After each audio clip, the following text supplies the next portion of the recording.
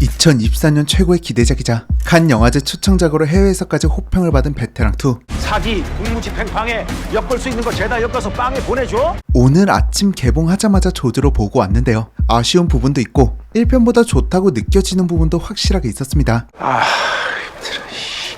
생각 이상으로 호불호 확실하게 갈릴 것 같은 베테랑2 스포일러 리뷰 지금 바로 시작합니다. 지금부터 판 뒤집혔다.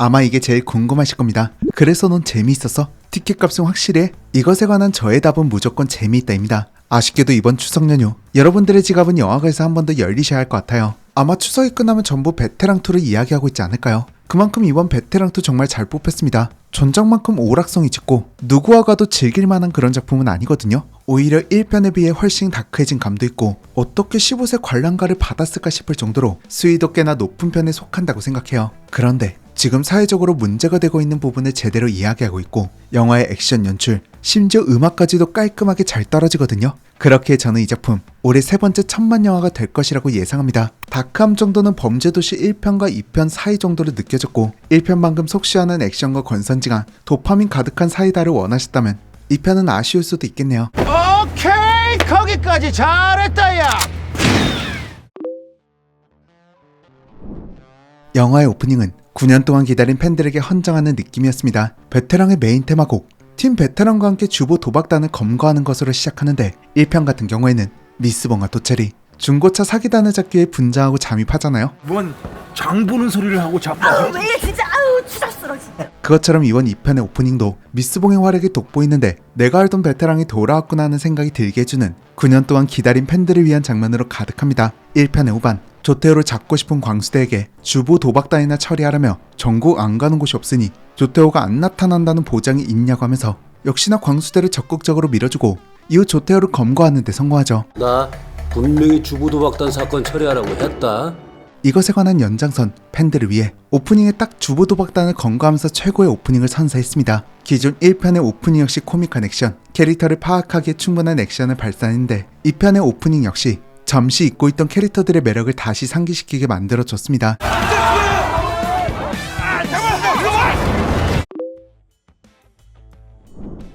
도철은 무엇보다 권선징악의 진심인 캐릭터고 조태호에게 일부러 맞아주면서까지 정당방위를 만든 후에 좁해서라도 확실하게 응징하는 스타일이죠. 하지만 이번 베테랑2에서의 도철은 많이 달라졌습니다. 강수대 막내로 들어오게 된 선우는 이야기합니다. 저 선배님이 조태호 잡으시는 거고 경찰이 된 건데요. 도철이 정의 구현을 한 것을 보고 경찰이 된 것인데 이것이 주는 통쾌함과 사이다로 인해 이는 곧 선우가 연쇄살인범, 삐뚤어진 목적이 생기게 된 것이죠. 그리고 이런 선우를 마주한 도철은 나와 닮아있는 너, 선우의 진짜 모습을 마주했을 때 자괴감이 생깁니다. 자신이 사회에 공유한 정의와 통쾌감이 연쇄살인범에게 영향을 줬고 그것을 일조했을지도 모르겠다는 자괴감이겠죠. 그렇게 선우를 검거하고 터널에 모여 앉아있는 강수대의 모습은 후련한 모습이 아닌 어딘가 지쳐있기도 하고 복잡한 감정들의 표정을 하고 있습니다. 이 부분 역시 강수대 모두가 지게 된 무게감과 죄책감을 표현한 것 같았어요. 거기에 1편의 명동에서의 장면을 보게 되면 그곳에서는 분명 시민들의 휴대폰과 카메라가 도철에게는 정당방위를 만들어준 꼭 든든한 방패와도 같은 것이었잖아요. 그런데 2편 남산타워에서의 휴대폰과 카메라는 형사들에게 되려 총각칼이 되어 돌아옵니다. 지금부터 정당방위다. 또 여기서 그치지 않고 맞고만 다니지 말라고 이야기했던 아버지 도철은 아들 우진과 부딪히며 자신의 생각이 틀렸다는 것을 직면하게 되죠. 맞고만 다니지 마라. 때려서 깽깡 부는 건 참아도 저 터져서 병원비 내는 건 못 참는다 아빠는. 자신의 생각이 짧았다는 사과와 함께 차라리 죽었으면 좋겠다는 생각을 적고 죽어가는 선우를 살려 법이라는 심판대에 올리는 데 성공합니다. 세상은 변했고 형사이자 가장이자 아버지인 도철의 변화는 많은 관객들에게 큰 울림을 줄 수 있을 것이라고 생각합니다. 그리고 이렇게 변화를 맞이한 도철이 3편에서는 또다시 어떤 문제에 직면하게 될 것인지 역시 기대가 되는 포인트 중 하나입니다. 이 새끼 싸움 존나 잘해.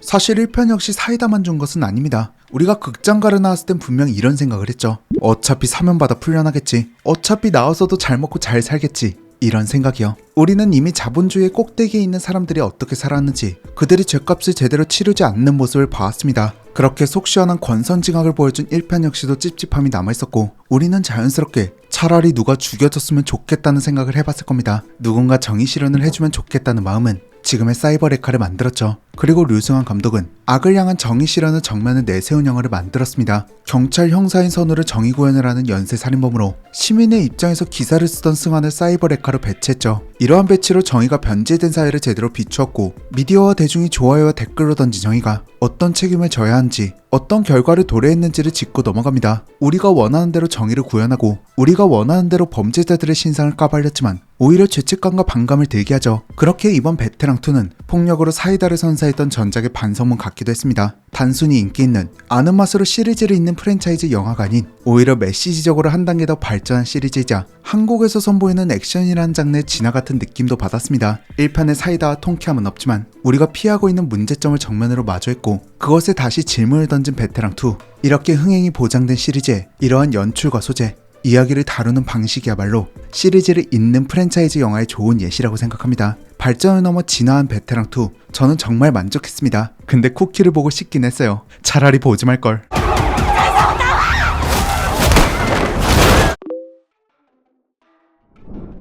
어느 정도 정해인 배우가 빌런일 것이라고 예상은 했거든요. 하지만 이 영화는 통쾌한 오프닝이 끝나자마자 선우가 범인이라는 것을 깔고 시작합니다. 근데 우리가 아는 정해인이라는 배우 얼굴에 전혀 폭력과 살인이 없잖아요. 그래서 걱정이 좀 많이 됐거든요. 하지만 정해인은 오히려 그런 착한 얼굴로 그렇지 못한 태도를 보여주었습니다. 그렇게 베테랑2가 정해인이라는 배우의 필모의 전환점이 됐다고 생각해요. 아니 눈이 돌아있다니까요? 분명 엄마 친구 아들의 선 수인 눈빛을 보내놓고 영화관에선 등골이 서늘하게 만듭니다. 거의 모든 장면을 스턴트 없이 했고요.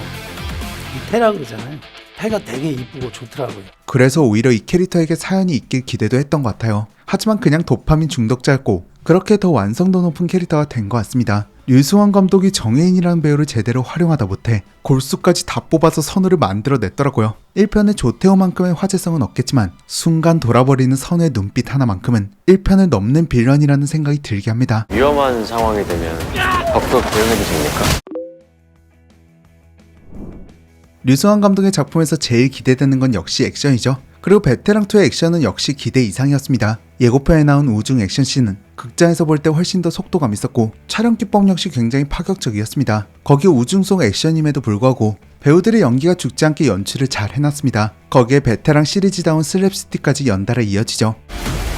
거기에 남산에서 벌어진 계단 액션은 제가 다 아프고 괴로울 정도로 리얼하게 잘 나왔더라고요. 류승환표 액션의 정점 같은 영화였습니다. 잘 버무려진 안무의 난투곡, 깔끔한 카체이싱, 거기에 과하지 않게 숨 쉴 틈도 적당히 주는 딱 적당하고 깔끔한 액션 시퀀스가 마음에 들었습니다. 살인은 살인이야. 그래서 저는 처벌 다 받았잖아요.